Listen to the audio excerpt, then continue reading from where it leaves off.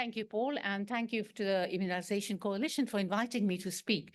So Karen and I was talking on morning tea, and we said, oh my gosh, we've just heard these high-powered speakers give such fantastic presentations, and what are we going to say? And we both agreed, we're going to put it all into practice. Like, how do we do it, basically, at the coalface in the real world?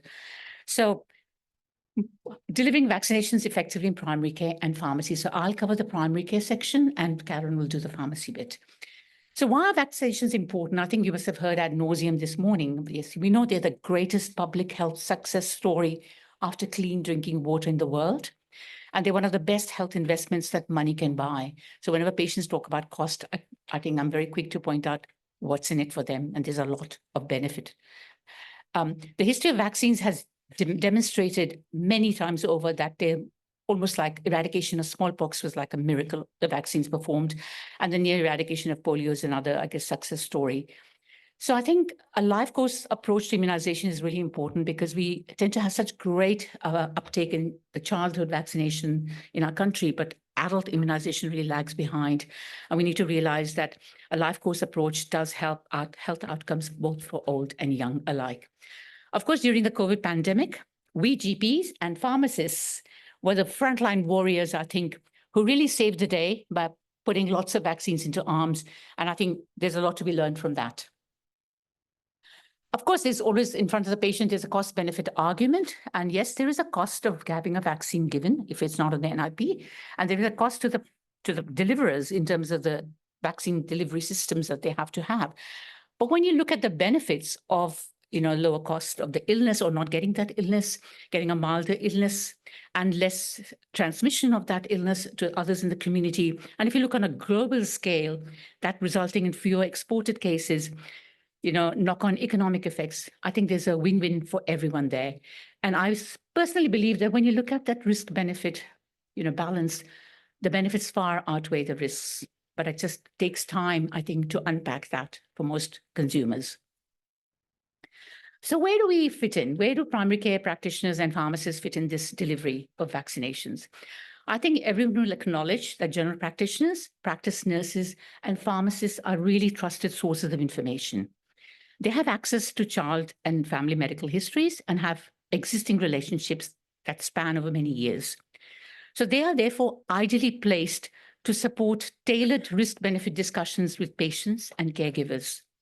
And then finally, of course, GPs and pharmacists are really set up and have done this for decades to implement the systems and programs to deliver vaccines effectively. So we kind of have really, it's like a, almost mindless job for us. We do it all the time, every day. So what are the elements of a successful vaccination strategy? Number one, I think, is health promotion and education. And I guess every patient has a right to make an informed decision, but that decision should be made based on information, not on fear and disinformation from Dr. Google. I think, but most importantly, we practitioners have to have a non-judgmental approach to vaccine uncertainty and hesitancy, because we know that's around. Of course, availability and accessibility are paramount to being able to deliver vaccinations. And one needs to have, obviously, very streamlined systems in order for that to happen. But I think most of all, it's the powerful messaging that really gets people over the line, the ambivalent or the undecided. It's just how you put it to them. So looking at health promotion and education, who do you think most influences patients to get immunized? So I don't know, some people are surprised when they see this, that even across all the ages, whether they're young, middle-aged, or older adults, the personal physician, primary care physician, or whoever the patient sees most is the most powerful motivator. Even ahead of celebrities and famous people and media sort of spokespersons that people think are very, influential. I think GPs win that game, hands down. So it's very important that, we GPs do talk about vaccinations and motivate our patients. And of course, the entire health team needs to be aligned when we do that so that the messaging is frequent and consistent. But the interesting thing is that even people who are negative about vaccinations or undecided, even they can sometimes move over to the other camp if a healthcare practitioner actually talks about the vaccine and gives them the recommendation. So that's really heartening to know that you can change the 15 and 27% respectively of those negative people to almost over 80%. So that's the power of words. So what are the barriers to vaccination? I think there's many. And in terms of patient barriers, they're both psychological and physical. Of course, everyone has concerns about safety. There's conspiracy theories. They don't know what's being put into their bodies, how it's going to alter their DNA. And then there's also, I had a patient say this morning, no, I don't want the flu injection. It's only 40% effective. Why should I get it? So there's the efficacy question in some people's minds. There's, of course, an exaggerated perception of side effects, or maybe an unpleasant past experience. And always there's an underappreciation of the prevalence and the seriousness of vaccine-preventable diseases. I'm surprised when people think flu is just a mild illness. It's just like an ERT. So I think that's a big barrier. And if the vaccine is not on the NRP, affordability is one of the biggest barriers, which you can't argue against. But of course, access in terms of location and, hours of operation of the center delivering vaccines is important for people who work full-time or who can't get there during your usual civilized hours. But the biggest barrier is the lack of a recommendation from a healthcare provider. So we're back to the same story, that you have to talk about it for it to be accepted. So for us in primary care, what are the barriers? Well, anyone who's sat in a waiting room of a GP that looks like that knows that we've got so many competing medical priorities in a 15-minute consult and with a long shopping list that patients bring in. So vaccination gets sort of pushed off to the corner or not mentioned at all.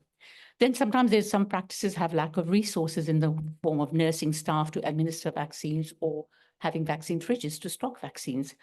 And of course, in this day and age, with a lot of doctor shopping, patients moving from one medical center to the other, it's really hard to have that continuity of care, preventive health conversation. So you can't actually, do that with this group. And sometimes there's not a very structured workflow in the practice, which then is not very conducive to administering vaccines. But again, the most important point is having a lack of a vaccine champion in the practice and consistent messaging from the staff, whether it's the nurses, the reception staff, of asking the patient, have you had your flu injection? Have you thought about this vaccination? Those are definitely barriers. And of course, missed opportunities, because in time-poor environments, GPs are just practicing reactive medicine. They just have to deal with the urgent problem, the pressing needs, the patient priorities, and you don't think about vaccination. But also GPs are information overloaded. We've got to know everything about everything. We've got to know about 2050 guidelines. So how do we keep abreast of everything? So sometimes there's lack of awareness of scientific data around some of the vaccines that are newer vaccines, resulting in very lukewarm or very ambivalent discussion. So if you're not convinced, how's the patient going to get convinced? So, and of course, the NIP schedule even sends my head swimming, because it keeps changing the minute I've got my head around one schedule. So keeping up to date with the NIP eligibility rules becomes very difficult. And sometimes we don't know what we don't know. So we're not actually having good statistics in our practice. We're not uploading to AIR, because remember, AIR mandatory reporting only became effective in 2021. So if we don't know how we're doing, we don't know where we can improve. That's another problem. So how do we overcome ambivalence and hesitancy? I think it's very important to invite patients to air their concerns, confront their fears, and acknowledge them, and be non-judgmental when you do so, instead of saying, oh, that's stupid, where did you get that? And I think it's important to then counter that with some scientific information, de-jargonized, and pitching it to the health literacy of the person sitting in front of you to help them understand, and sift facts from fiction. Of course, sharing real life stories and talking about the success of vaccines historically does resonate with people. When you talk about, we don't have smallpox, why? We hardly see polio today, why? How babies that have a 95% immunization rate, look how we prevented some deadly diseases, and just reminding them of that.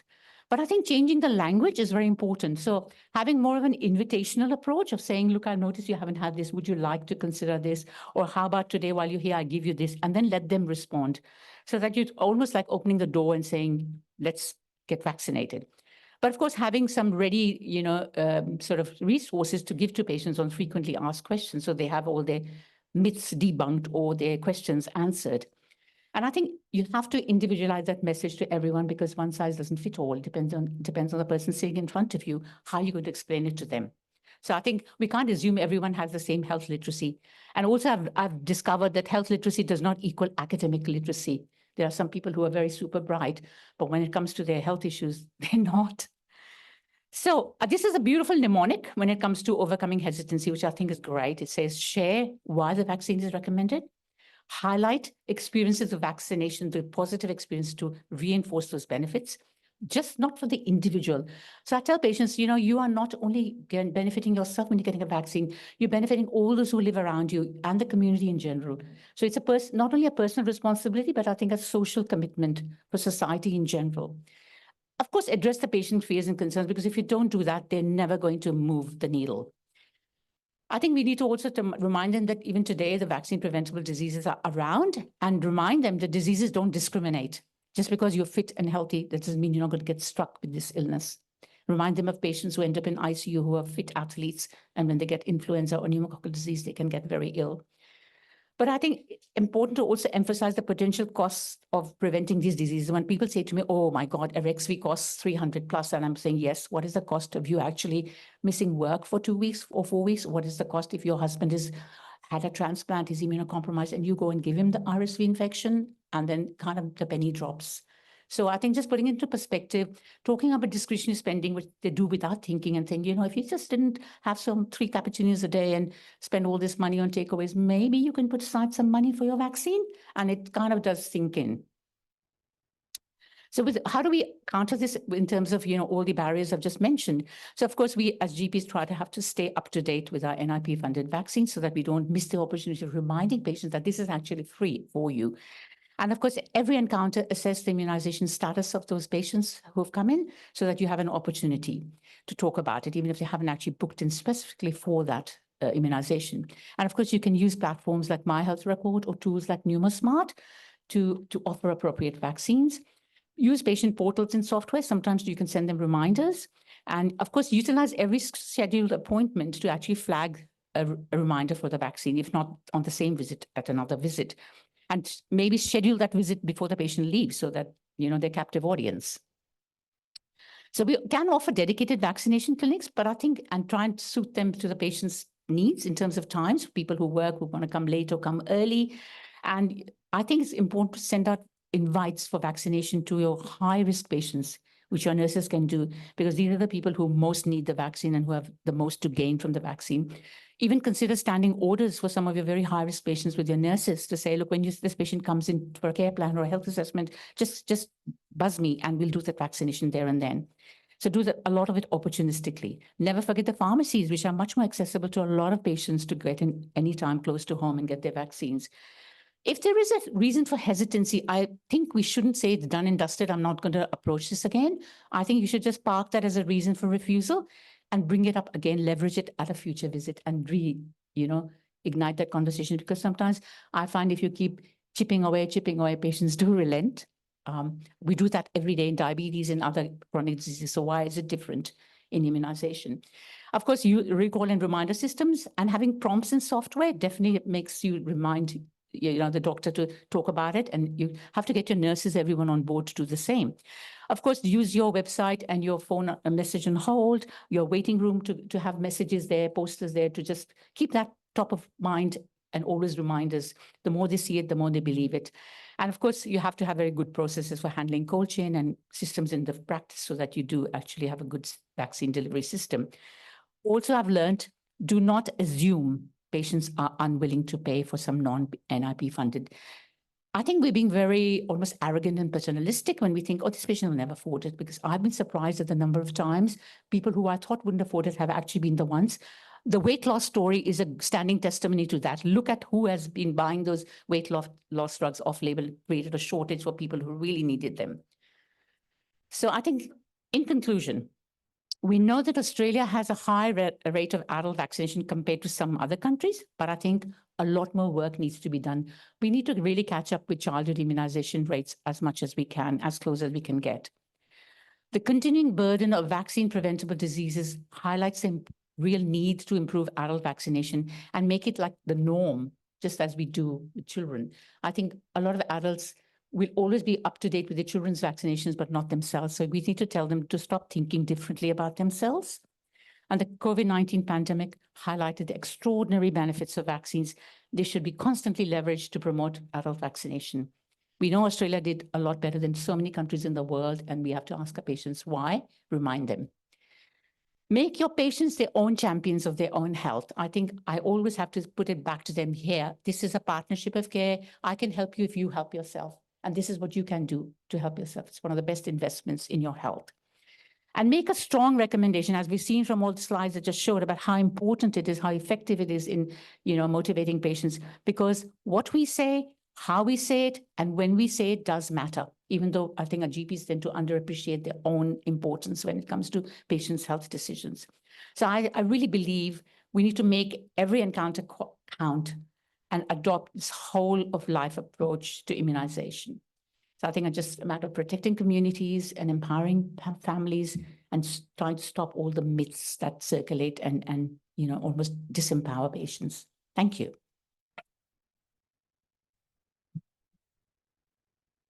Thanks very much. It's great to hear from someone on the front line that's dealing with this every day. We might hold the questions over to the Q&A that we'll do concurrently at the conclusion of the next talk. So it's my pleasure to introduce Karen Castle, who's a policy pharmacist at the Pharmaceutical Society of Australia and a pharmacist immuniser at a community pharmacy here in Brisbane. And she'll be telling us the side of the story from the pharmacist. So thank you.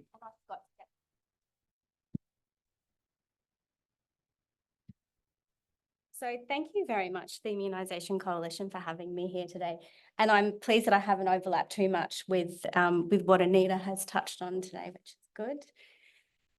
So just really quickly, for those who in the room are not familiar with the Pharmaceutical Society of Australia, we're not a pharmaceutical company.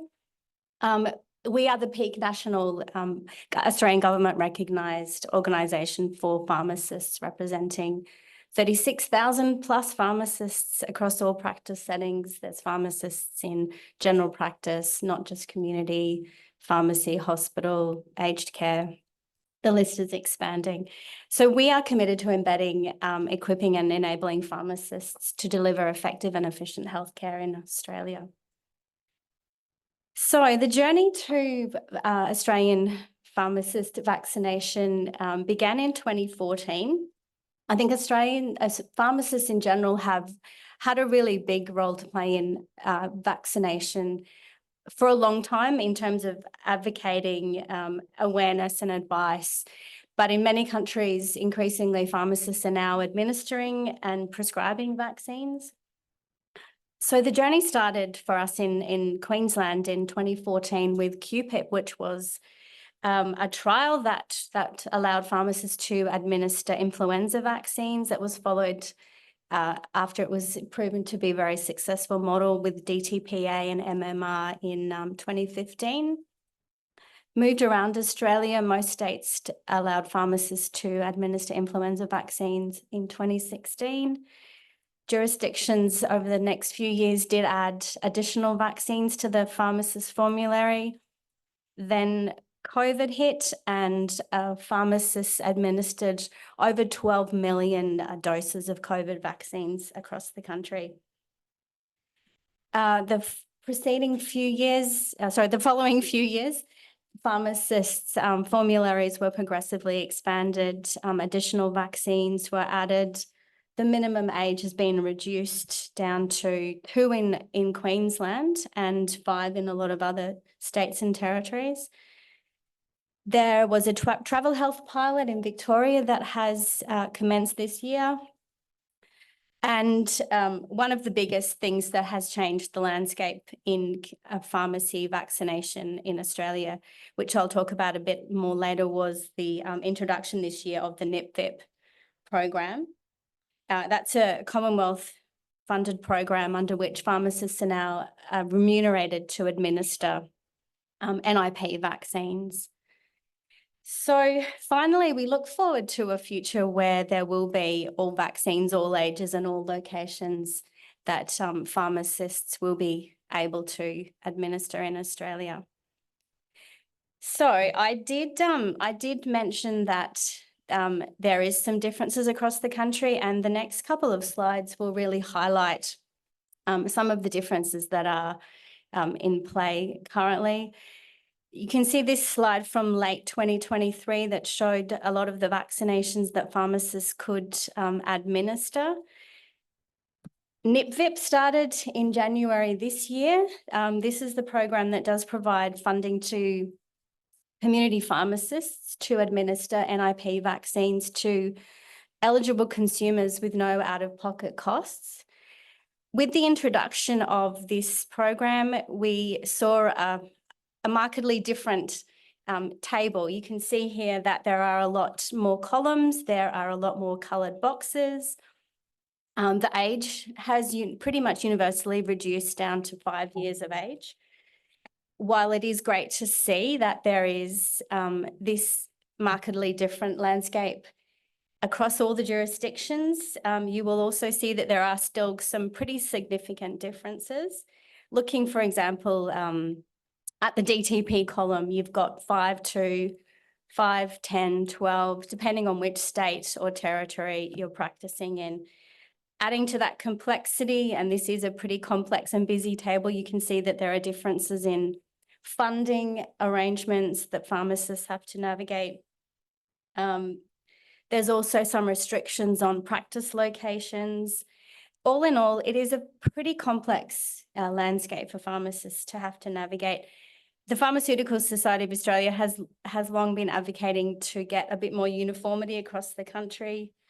And I guess in one piece of good news, the training requirements for pharmacists are, yes, yay, are universal across the country, so that the workforce is now a lot more portable.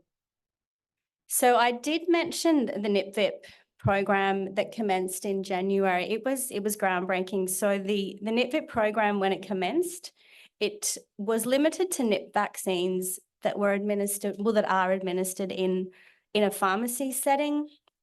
It's to individuals aged 5 years and older, and for the vaccines and the age cohorts that are permitted under state and territory legislation. The 2024-25 federal budget saw the expansion of NIPVIP, which is great news for aged care and disability homes. Pharmacists can now administer and get remunerated for any NIP vaccine administered in either of these settings. The fees were also indexed, which is another great win. So just a bit of data here about how the NIPVIP program is going, and you can see here that it has been really successful. Obviously, influenza is really dominating in this image, with over 450,000 influenza vaccines administered under the scheme to June 3. Next cab up the rank, we've got herpes zoster at just under 100,000. Pertussis is around 8.5, pneumococcal, HPV, a smattering of other vaccines, but it's obviously a really great success story. Just looking at influenza vaccines in particular, this is any influenza vaccine, not just those that are covered under the NIP. We can see that year on year, in that comparing that same period, 1 March to 2 June, that the number of vaccines administered in community pharmacy is increasing every year, which is really great. The percentage, looking here at the percentage of influenza vaccines that are administered by provider type, and that light green section at the top is the number of vaccines, the proportion that are administered in community pharmacy. And in 2024, it's almost a quarter of all influenza vaccines are now being administered in community pharmacy. So that's coming, 10 years since there was no community pharmacy participation in administering any influenza vaccines. And this final graph slide just indicates a breakdown for 2024 across all the states and territories. You can see there that in Tasmania and WA in particular, 1 in 3 influenza vaccines are being administered in a community pharmacy, which is great. So one of the factors that Anita did touch on is accessibility, and I think that that's one of the factors that is driving the uptake in community pharmacy. Pharmacies are really accessible locations. There's good parking, after hours, weekend appointments available, online booking systems, And we do know how important it is just to make that process for people as easy as possible. In the pharmacy where I work, we have an online booking system that it's excellent. It's really easy to navigate. But we also, if a patient does inquire about a vaccine, all our staff know how to use that online booking system, and they all know how important it is to immediately offer to make the appointment for the person. It's so much more powerful than telling them, we've got an online booking system, you can go and book yourself in for that appointment. And we also do try to accommodate walk-ins as best as possible. The right messaging, I'm looking at that message on the screen there, and I'll explain that in a moment. So I think the right messaging is really important as well. Pharmacists do have that experience and expertise and that trust-based relationship with the patients that makes them really well placed to combat misconceptions. It's not easy in that limited time that we do have with the patients at the counter to bring up vaccinations, but I think a pharmacist's superpower is our ability to translate scientific evidence into lay language really, really easily, and we can also really address the issues and concerns that we know are facing our local communities. One technique that I've personally had success with over the last few weeks, people coming in with cold and flu symptoms, I will sympathise with how miserable they are I should say cold symptoms. So they've obviously got a head cold, they've got that stuffy nose coming in for some Sudafed. And then I have said, wouldn't it be terrible if you got influenza? That is so much worse than how you're feeling right now. You can get a vaccination for that. Here, I can give that to you next week when you're feeling a little bit better. And I've had a few people say, yes, I do want to get that vaccine. I don't want to feel like this again. This is an image that I found from a Portuguese pharmacy, in-pharmacy influenza vaccine campaign. And unless there's anyone who speaks Portuguese in the room, I believe it says, Mrs. Flu is out there. Get vaccinated before she comes to see you. And I thought that was a cute little image. I heard that's not me when I'm pressuring my poor sick cold and flu patients to get vaccinated. So I've spoken quite a bit about the vaccination policies that have really increased the pharmacist's ability to legally administer vaccines in Australia. One of the issues that we are facing now, as we do have that legislative and funding barriers have been removed, is how do we move from campaign vaccinators to life course vaccinators? I think annual influenza vaccination appointments are a really good opportunity for pharmacists to offer additional vaccines. Based on some overseas experience that I've had a look at, pharmacies are increasingly administering pneumococcal vaccines with influenza vaccines to the over 65s, and I do see that as an opportunity to boost the uptake of pneumococcal vaccines in Australia. We know that, as everyone in the room is well aware, a positive recommendation from a trusted healthcare professional is one of the strongest predictors of vaccine uptake.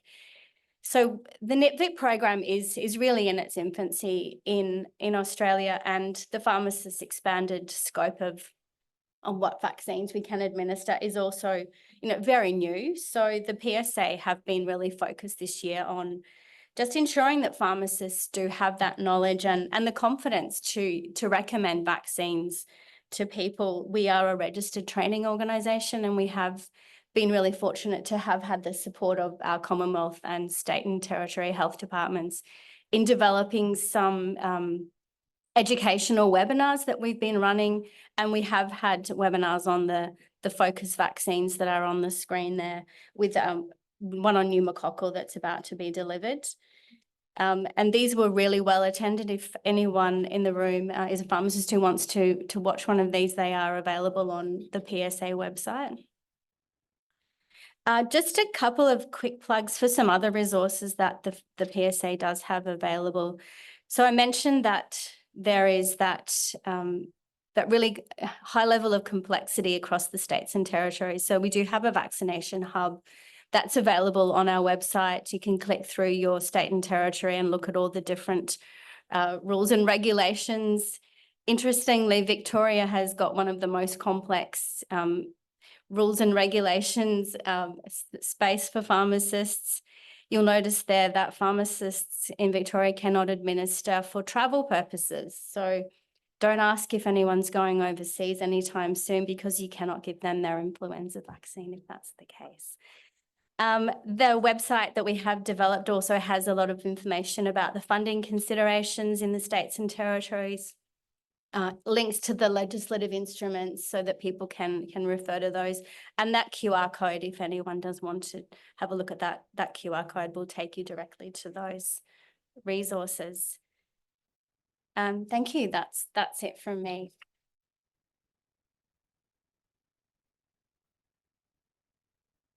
All right, thank you so much. It's been excellent hearing from the people at the front line and hearing just about what an extraordinary job was done obviously during COVID and subsequently. I'll get you both maybe back up just for the Q&A if that's okay. So we might start with any questions in the room. Yeah, Michael Woodward, fantastic talks from both of you, and such an important issue. And it's nice to be having two prongs, if you like, to increase vaccination. But with respect to pharmacies, have we got any evidence that the accessibility of vaccination in pharmacies has increased the overall vaccination rate, or are you just cannibalizing general practice? I'm interested, and I know there's a lot of moving parts here, and it's very hard to know, whether you've increased but have you got any evidence that you have increased the total number of people being vaccinated? Well, I guess overall we've seen in the last couple of years vaccination rates are going down, so it's pretty hard to tell that. Just get you at the podium so everyone online can hear us. Thank you. Pharmacy, the immunization rates are declining, so it's hard to tell whether we are, I guess, taking away from general practice. I think that the accessibility and the ability to just come into a pharmacy at any time without an appointment, we do offer walk-ins, and I think that is an absolute benefit. And I would argue that freeing up GP appointments as well is such an important role, because we need our GP colleagues to have the time to see more complex patients. Thanks.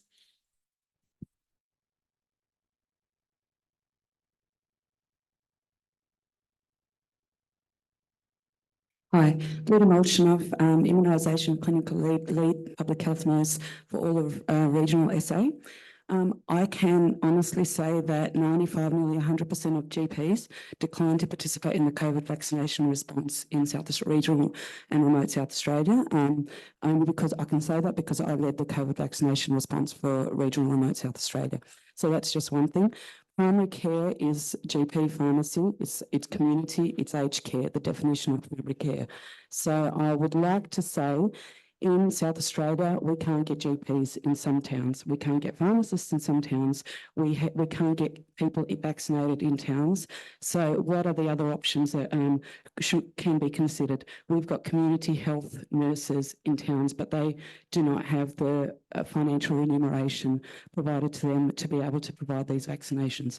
They've got to focus on chronic disease and all these other outcomes that need to be considered as part of their part of the models of care and so on. So I guess what are the options for regional and remote areas of Australia that can be considered? I think what you guys talked about would work great in metro, but not regional remote.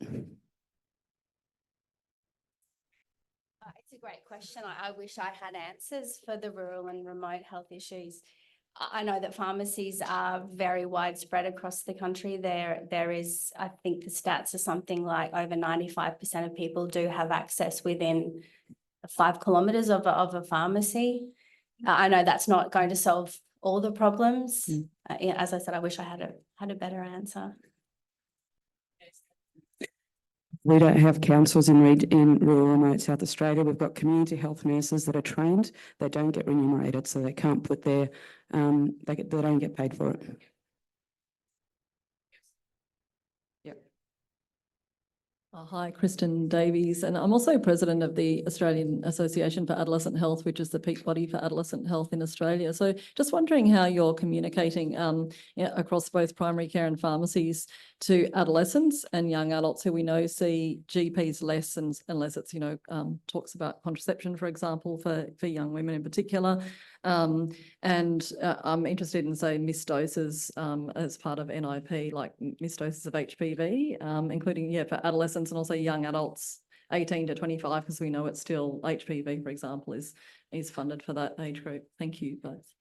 Yeah, that's a really good point, because these patients don't come to us that often. They don't want to, but we do see quite a few who have missed it in school, or for some reason didn't want to get in school. So parents will say, "Can I bring my teenage child, or daughter or son for the ones they've missed?" So we capture them there. We do try and remind them when they even come in for something like they want a medical certificate, or they've just got another illness, and we just say, "Are you up to date?" We try and use that as an opportunity, but they are a difficult segment, I think, who kind of fly under the radar and don't just, come to doctors that often, unless they're pulled in and brought in kicking and screaming by their parents.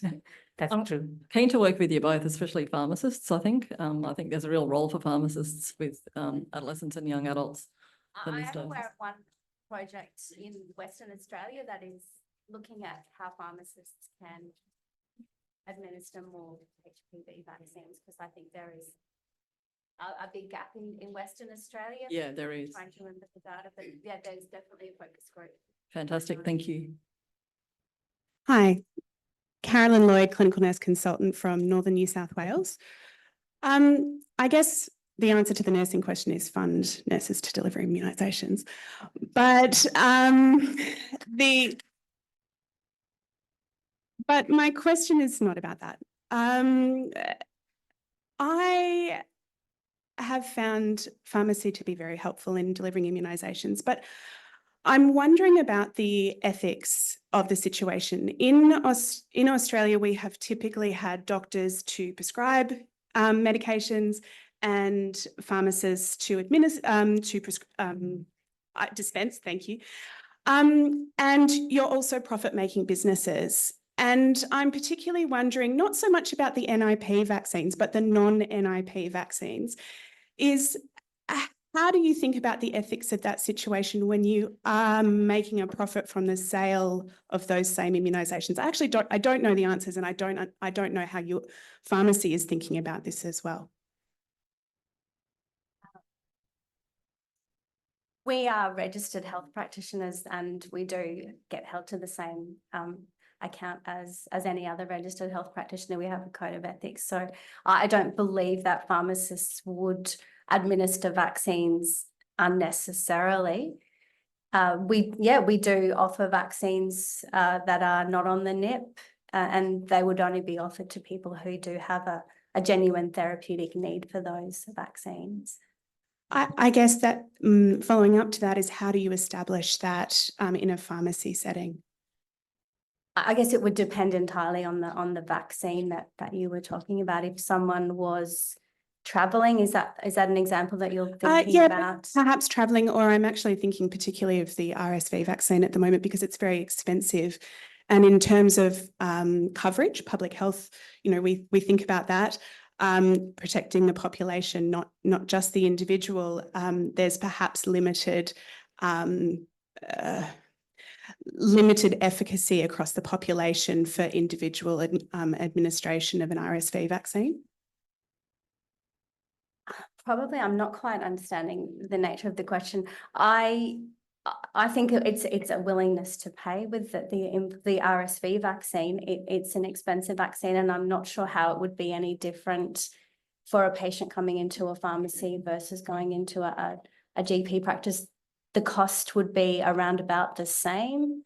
I know that the prices that we charge for vaccines in community pharmacy are generally in line with what people would pay if they went to a travel vaccination clinic.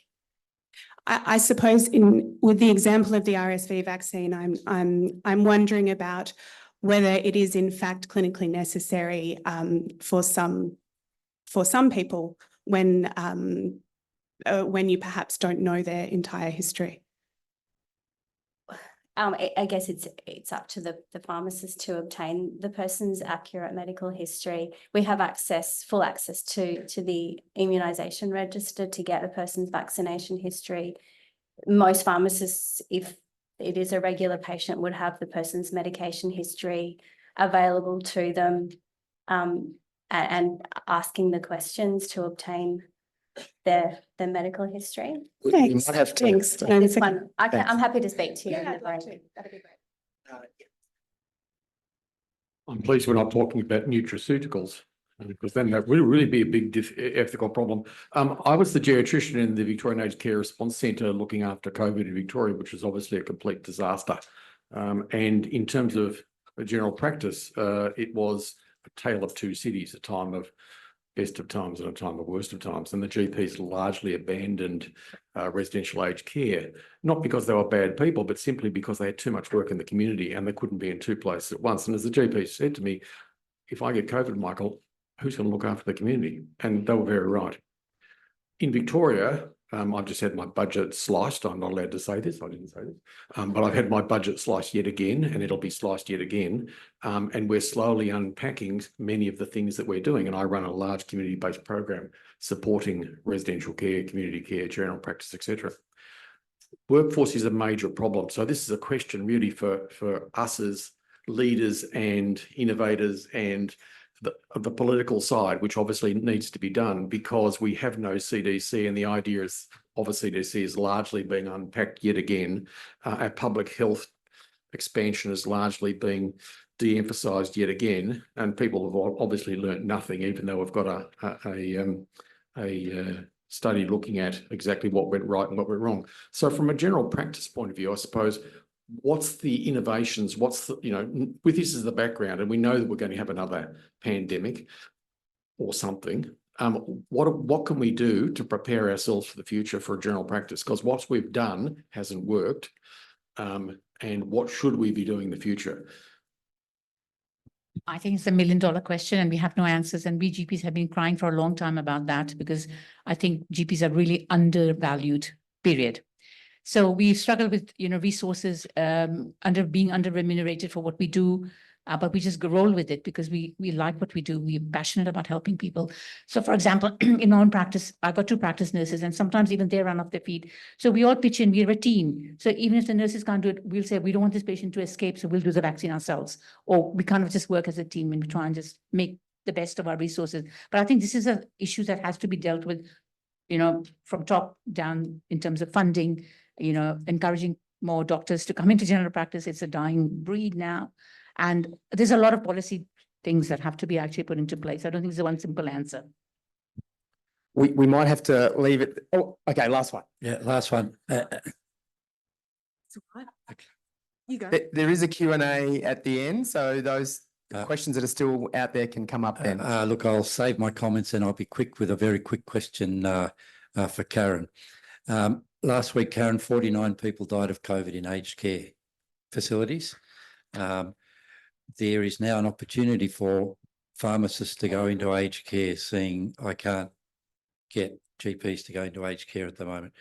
The question is, will the Pharmaceutical Society of Australia put out documents saying this is a way of you actually managing this, achieving it? These are the things that you need to do, whether you need to get support from the 6 GPs managing that aged care or whatever.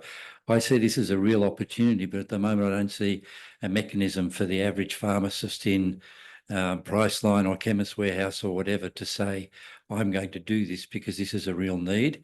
But I think there's an opportunity for the PSA to take the lead in this and say, we will drive the solution to this problem by setting out a template for our pharmacists to go out and do it. Yeah, I couldn't agree more. And I think that's not really a question from you. It's a statement and I wholeheartedly agree. Okay. And the Pharmaceutical Society is well aware of the challenges and the outbreaks in aged care. And it's something that is absolutely at top of mind. So we will minute the commitment of the PSA to put out their document.